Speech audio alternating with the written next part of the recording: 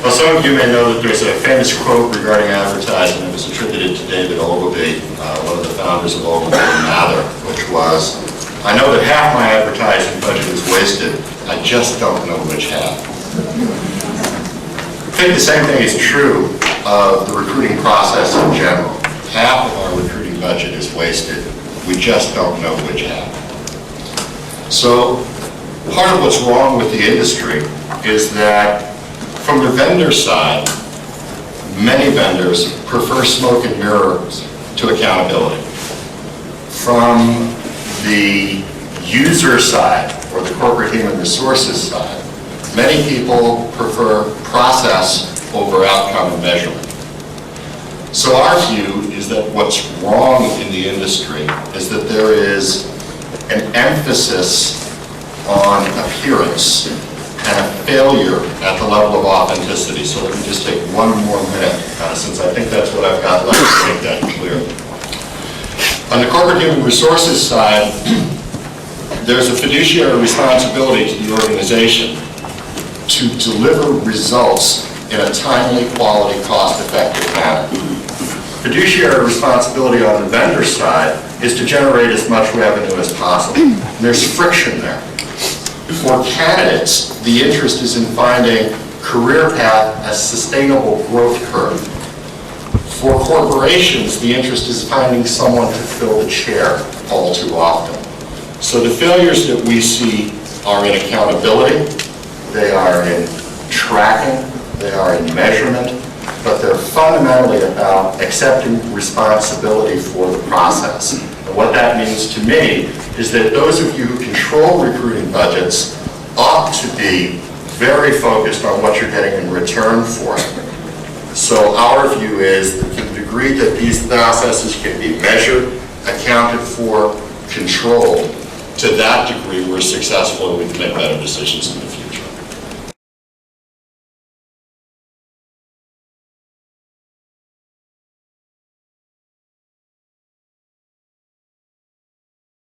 Well, one of the interesting things that we're hitting on as we look at this is that if we listen carefully to Jeff and we listen carefully to John and Scott and Hank, what's happened in our industry is that we've chosen to try to manage the process.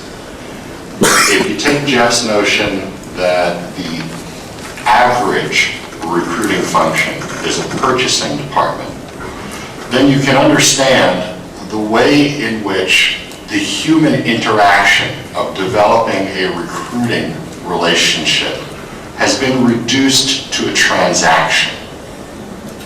And it's very important for us, I think, to recognize that. What we're doing is allocating capital in the hopes of getting people. Just let that sink in for a second. We're buying people, and we'll buy it through this vendor, we'll buy them through that vendor, we'll buy them through the other vendor, and we regard it, do we not, as a transaction. If you go back to the last thing that Jeff just said, we're looking for people who change our company. Our company is now engaged in the creative process, in effect, fulfilling its destiny. I'll submit to you that that's transformational, not transactional. And it begins with a different definition and understanding of the process. We people are attracting other people. It's not that the value lies in the expenditure of the money. The real worth of the process is when the values of the individual and the values of the company meet and an agreement is made about the value of the services to be rendered in the environment. So my view is that one of the things recruiters really do is serve as agents of change. And that what each of us has the capacity to do by re-envisioning the process and the work itself is to open this up at a human level that includes notions like dignity, includes notions like reciprocity, fairness, respect, trust, genuineness, compassion. Let's take a moment to look at this. One of the most flattering things that anyone could possibly say to you or to your company is, I'd like to work for you. And as John just said, 94% of the time, if that message is delivered in an unsolicited manner, they're not getting an answer. We are failing to regard them as humans. And that is the crux and the heart of the issue. If we change that, then we're in a position where the technologies can be designed to produce the outcomes that we're looking for.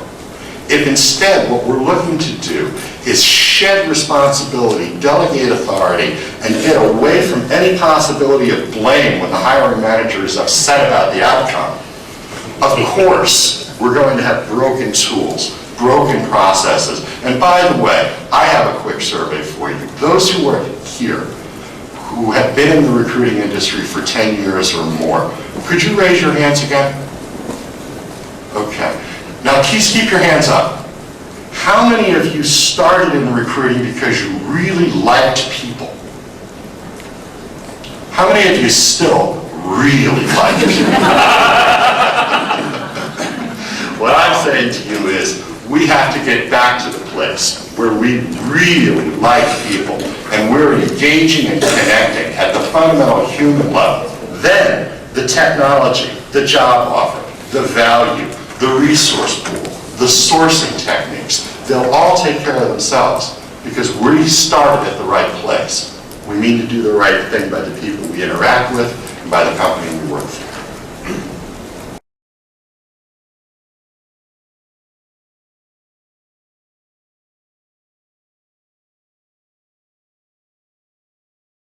So I think if we build on that comment, that you are establishing value, where you start in the process that Hank is asking is to be nakedly honest with yourself.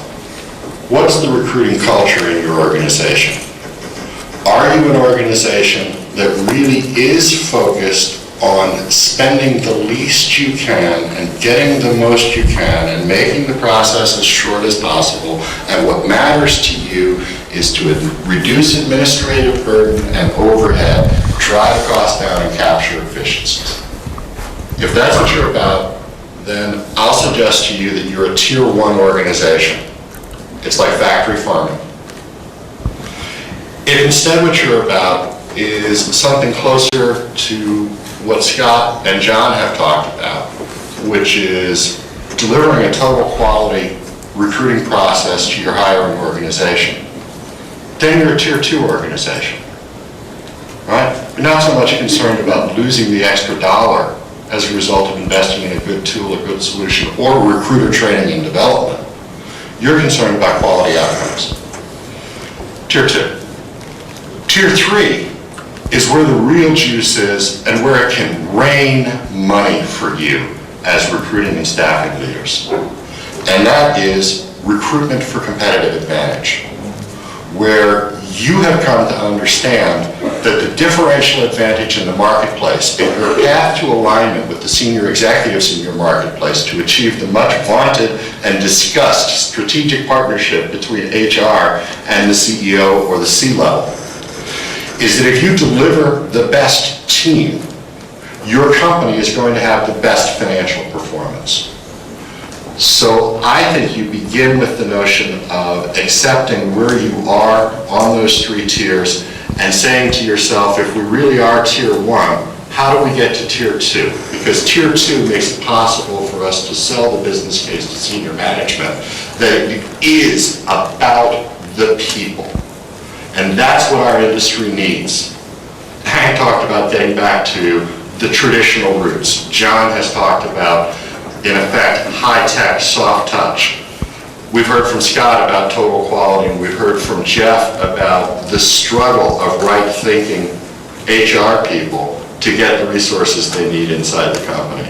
It happens as a result of an alignment of values and value. And if you can deliver superior value at the level of the best people in the marketplace in our industry or in our category, you will simply work for more profitable companies, and the investment won't be a problem because your management will get it if you're committed to it over time.